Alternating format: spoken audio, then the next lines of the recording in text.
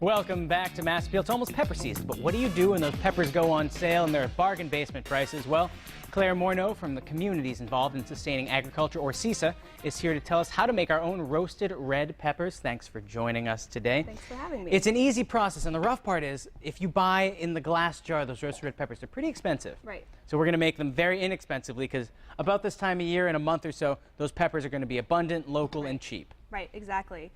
Yeah, when peppers come into season, this is true for a lot of local foods, they're way less expensive than buying them from the grocery store during the winter.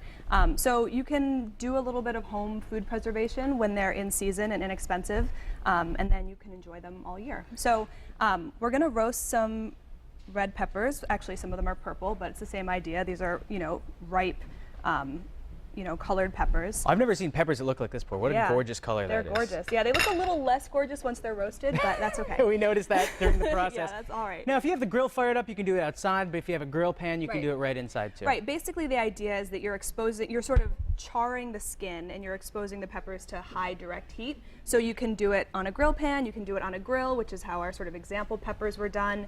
You could do it in a broiler. And I know that people sometimes do it if you have a gas stove. You can do it directly over the flame. No way. You probably would only want to do that for one or two. Seems a little dangerous. Could be a little messy, I think.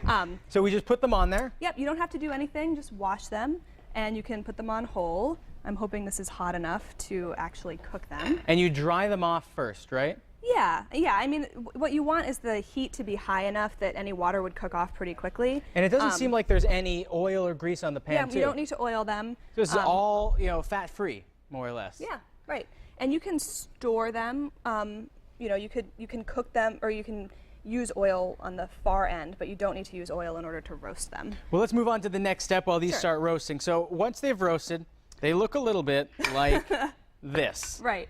So we've got these are the purple peppers, and these are some red peppers. What you want to do once they come off of the grill or out of the broiler is put them in a bowl and cover them with saran wrap or a plate. You could put them in a paper bag. Just to keep the moisture in there? Yep, you want to basically let them steam for a moment as they start to cool, and that is going to loosen the skin. And so you can... Oh, this comes right off. Yeah, so you can see sort of what the end result is here. You want them to be soft, and you want the skin to be charred. And the sort of steaming process at the end allows you to remove the skin really, really easily. This is a great thing to do with your kids, too. It's one of those, it can be an interactive project that you do. Right, exactly. So once you've peeled off all the skin, and P.S., is it okay if a little bit sticks on there? Yeah. I mean, basically the skin will come off when they're cooked. So once you use them, the rest of the skin will come off. And it's a little papery, so it's not the most delicious thing in your food. No one likes paper skin. It's sort of a texture thing, but it's perfectly edible and fine. And now, from here, do we just treat it like it's a regular pepper, cutting it up? Yeah, basically, what you do is you sort of slice it open. You want to de-seed it just like it's a normal pepper? You can sort of tear it open and remove the skin and remove the stem. Make sure all the seeds are out. Right, exactly. I wonder if you can do this with hot peppers, too. Yeah, you definitely could. And then once the pepper is de-seeded, basically, what I do in order to freeze them is I freeze them on a cookie sheet. Much like this? Much like this, conveniently located. I put a silpat down. You could use wax paper. You could use, a plastic grocery bag. It doesn't matter. You don't have to use anything. I do it just because it makes it easier to get the peppers off. So you can do them whole like this. You could slice them up. And the idea is that once they're frozen, these are starting to smoke. Oh, which is good. It's getting there, though. Yeah, that's a good part.